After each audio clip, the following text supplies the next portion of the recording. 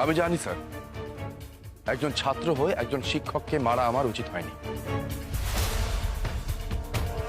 কিন্তু এটার প্রয়োজন ছিল। Shut up!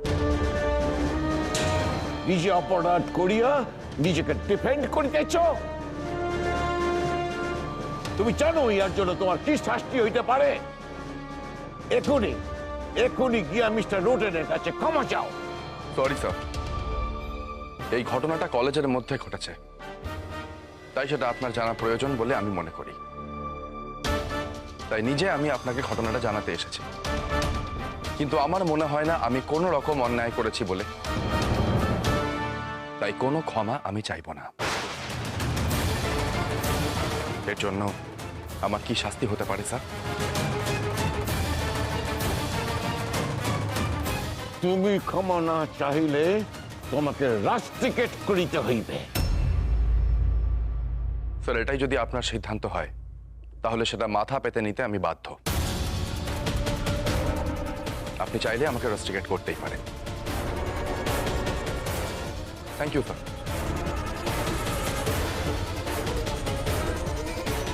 হাউ ডেয়ার হি!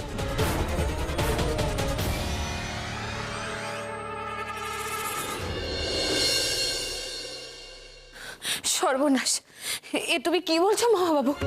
ও মা গো মা, হ্যাঁ এ কি ডাকাত ছেলে, মাস্টারমশাইকে মেরেই দিল। সুভাষ এমন কাজ করতেই পারে না। না দিদি, আমি যেটা বলছি সেটাই সত্যি। খবরটা একেবারে আগুনের মতো ছড়িয়েছে, গোটা কলেজে কেউ জানতে বাকি নেই সুবি অটেন স্যারকে মেরেছে। রণ, সুভাষ এমন কাজ করতে পারে না।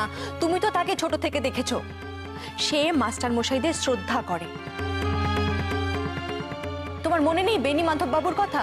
আর তার সঙ্গে ওই বাংলার যে মাস্টার মশাই ছিলেন শুভেন্দু বাবু, তিনি তো সুভাষকে অনেক অপমান করেছেন, কিন্তু সুভাষ একদিনের জন্য অশ্রদ্ধা দেখায়নি। না না দিদি, সুবি আর আগের মতো নেই। তোমার সমস্ত ভুল ধারণা মন থেকে একেবারে মুছে ফেলো। আমি যেটা বলছি সেটাই সত্যি আর সেটাই ঘটেছে।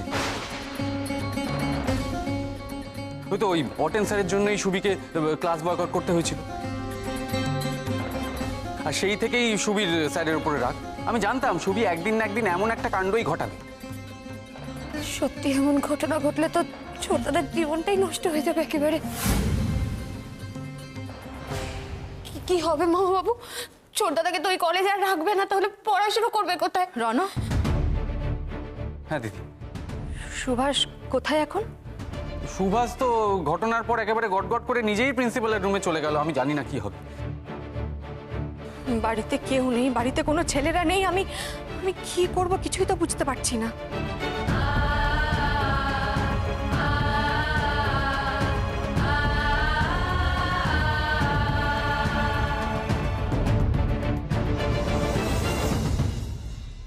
এক্সপেল করা হোক বাউসকে right now.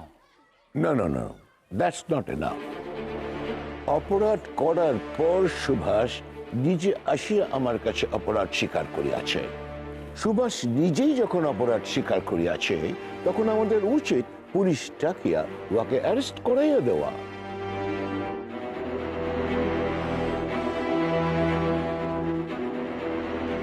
I am not getting it sir. বউস যখন নিজেই অপরাধ স্বীকার করিয়াছে, তখন একটি কমিটি গঠন করিয়া উহাকে রাস্টিকেট কেন করা হইতেছে না?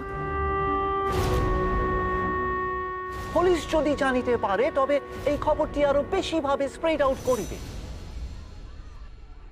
যে একজন ভারতীয় ব্রিটিশের গায়ে হাত তুলিয়াছে।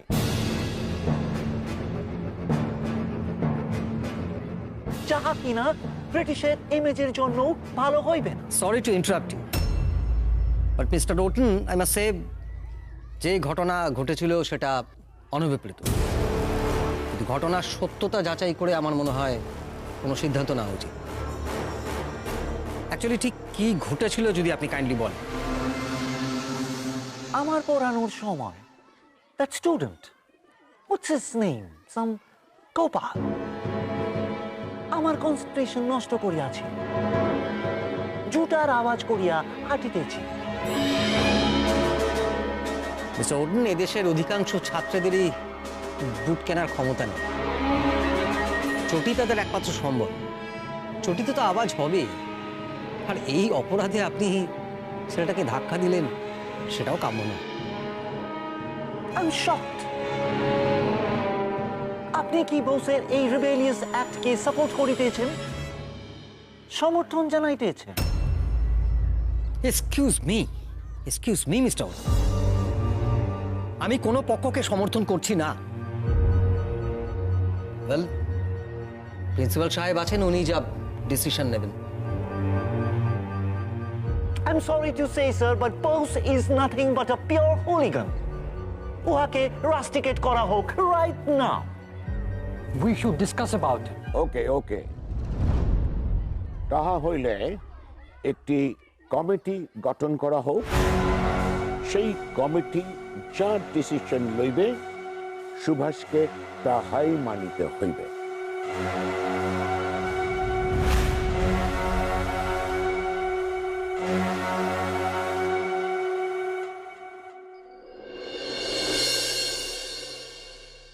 এতটাই অধঃপতনে গেছো যে তুমি একজন শিক্ষকের গায়ে হাত তোলো, সুহাস। এটাই তোমার আদর্শ, তোমার মূল্যবোধ, তোমার শিক্ষা।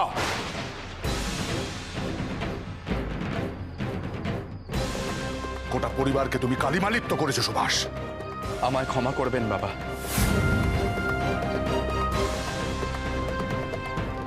আমি যা করেছি তাতে আমাদের পরিবারের কেউ অসম্মানিত হবে না।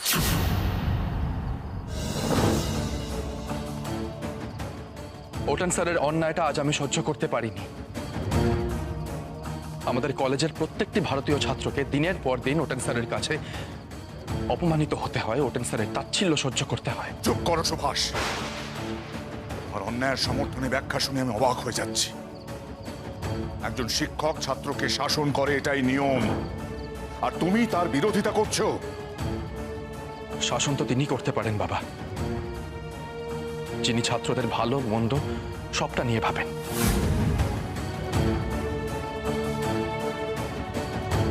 কিন্তু ওটেন স্যার তো তা করেন না। উনি আমাদের মধ্যে কোনো কিছুই ভালো দেখতে পান না।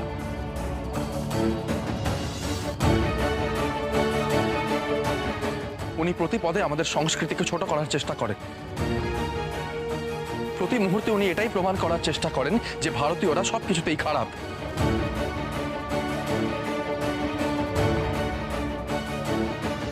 শিক্ষক যদি শিক্ষকের মাত্রা ছাড়িয়ে যায় তখন তো আর তাকে শিক্ষক বলা চলে না।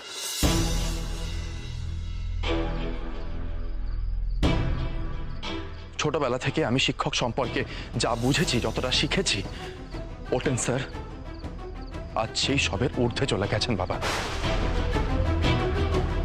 আর আজকে যেটা ঘটেছিল সেইটা দেখার পরে আমার পক্ষে চুপ করে থাকা সম্ভব হয়নি বাবা।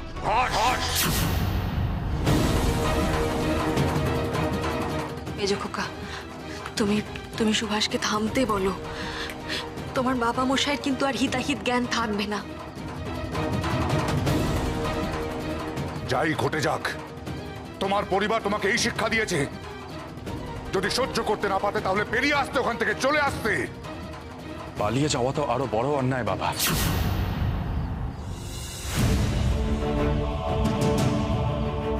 আর আপনারা সবাই আমার কাছে জানতে চাইছেন যে আমি কেন এই কাজ করেছি।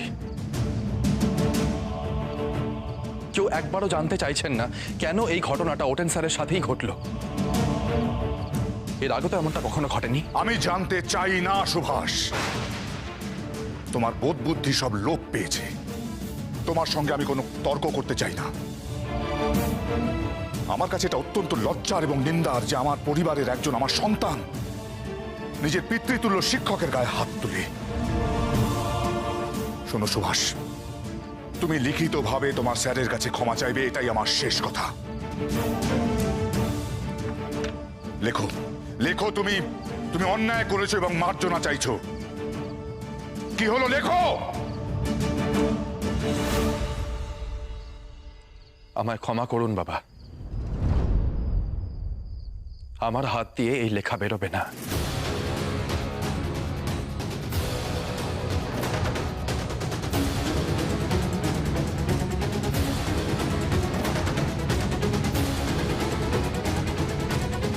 এই চিঠি আমি লিখতে পারবো না বাবা। কেন পারবে না? কেন পারবে না? কারণ যেই হাত দিয়ে আমি অন্যায়ের প্রতিবাদ করেছি সেই হাত দিয়েই আমি অন্যায়কে মেনে নিয়ে ক্ষমা চাইতে পারবো না বাবা।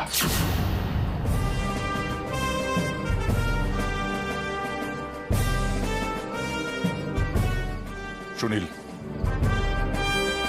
হ্যাঁ বাবা। চিঠিটা তুমি নিজের হাতে লিখে সুভাষকে দেবে, আর সুভাষ সেটা সই করে কাল কলেজে নিয়ে যাবে।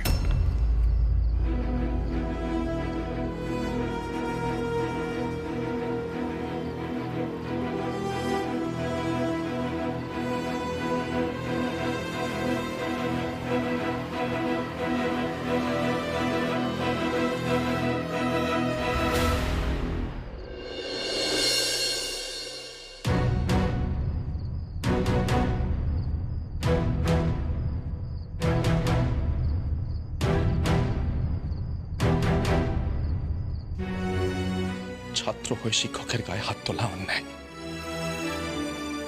ঠিক কথা। কিন্তু ওটেন স্যার তো আমার কাছে আর শুধুমাত্র শিক্ষক নেই, উনি যত না আমাদের শিক্ষক তার চেয়ে অনেক বেশি একজন অত্যাচারী ইংরেজ, যে আমার দেশের মানুষকে তিল তিল করে শেষ করে দিতে চায়।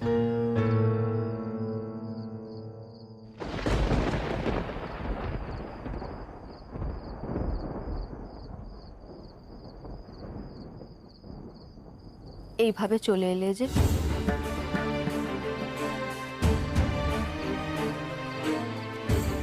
দেখো, বাবা মশাইয়ের কথা না শুনলে তিনি কষ্ট পাবেন। তুমি তো জানো ছোট থেকেই তোমাকে নিয়ে আমাদের কত স্বপ্ন, সেইগুলো এইভাবে ভেঙে দিও না। নিজের ভবিষ্যৎটা এইভাবে জলাঞ্জলি দিও না সুভাষ। আমি তো ভাবতেই পারছি না তুমি এই রকম একটা অন্যায় কাজ কি করে করলে। অন্যায় নয় মা, অন্যায়ের প্রতিবাদ করেছি আমি।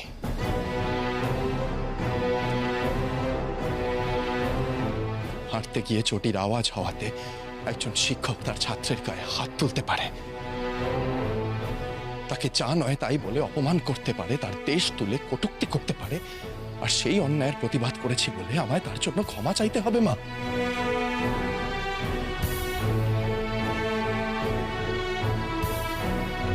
দোহাই তোমার, এই ভুলটা তুমি করো না। তুমি ক্ষমা চেয়ে নাও, না হলে তোমার ভবিষ্যৎটা নষ্ট হয়ে যাবে। দেখো, বাবা মা কখনো সন্তানের খারাপ চান না, তারা যা বলেন সন্তানের ভালোর জন্য। আমি তোমাকে বলছি সব ঠিক হয়ে যাবে। ক্ষমা চাইলে মানুষ ছোট হয় না সুভাষ। বাবার কথা আমি ফেরাতে পারছি না, তোমার কথাও ফেরাতে পারছি না মা, কিন্তু সবশেষে এটা কিসের লড়াই হয়ে দাঁড়াচ্ছে জানো মা?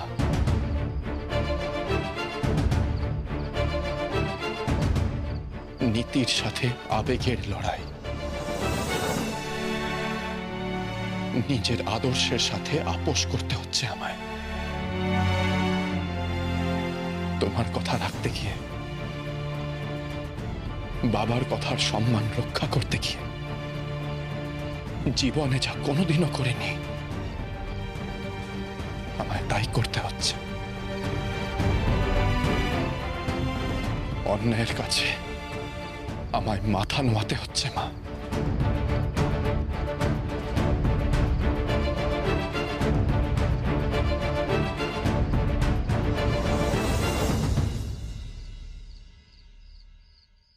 দৌড়ে জিততে গেলে দুপা পিছিয়ে দৌড় শুরু করতে হয় সুভাষ।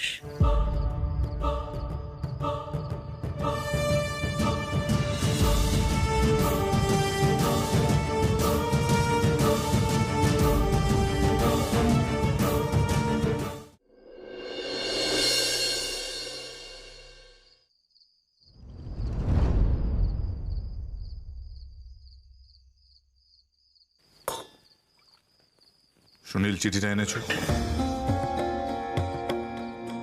হ্যাঁ বাবা।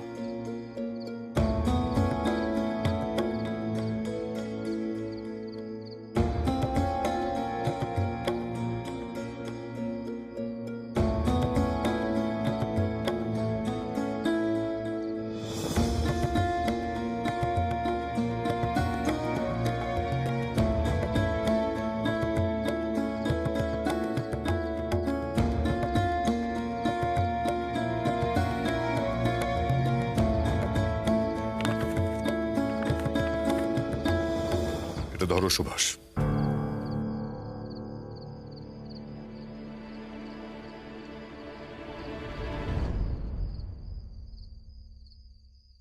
শরৎ, ওকে কলম দাও, চিঠিটার সই করে দাও সুভাষ। আর কাল গিয়ে মৌখিকভাবে ক্ষমাও চেয়ে আসবে।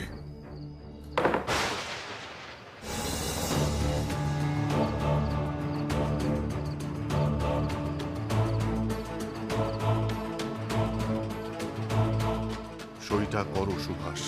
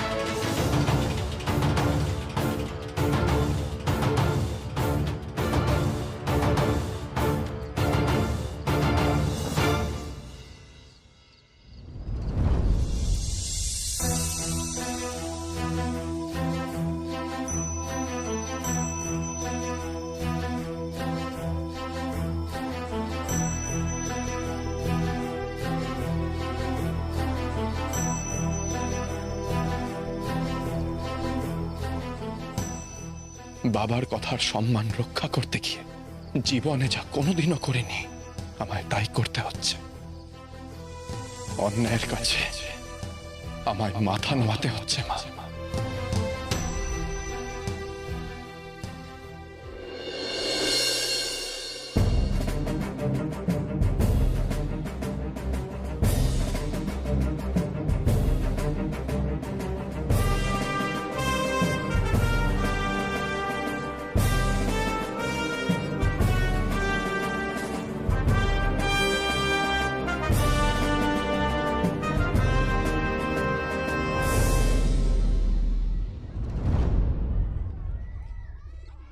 May I come in, sir? Oh, Subhash, do come in. Please be seated, Subhash. Thank you, sir.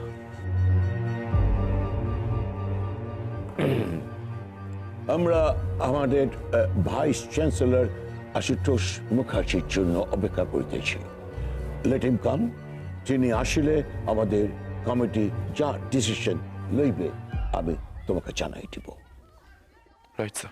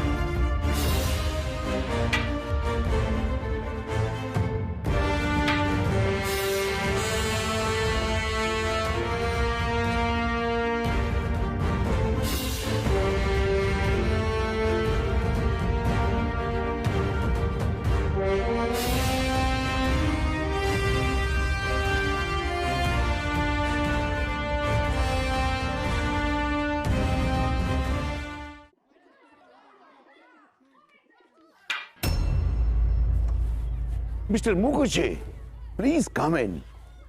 Please do come in. I'm waiting for you.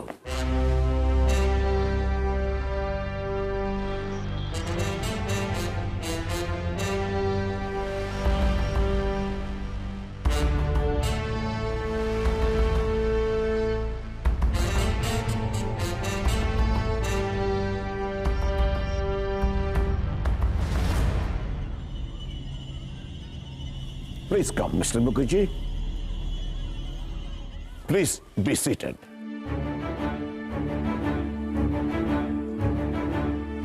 আপনারা বসুন।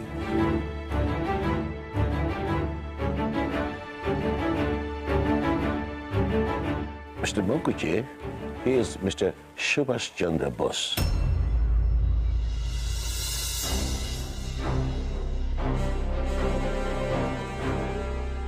বসো।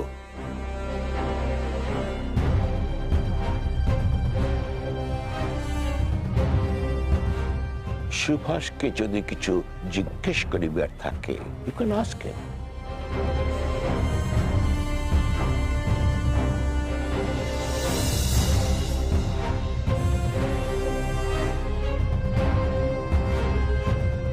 সুভাষ, তোমার সপক্ষে তোমার বক্তব্য আগে আমরা শুনব, তারপর কমিটি সিদ্ধান্ত নেবে।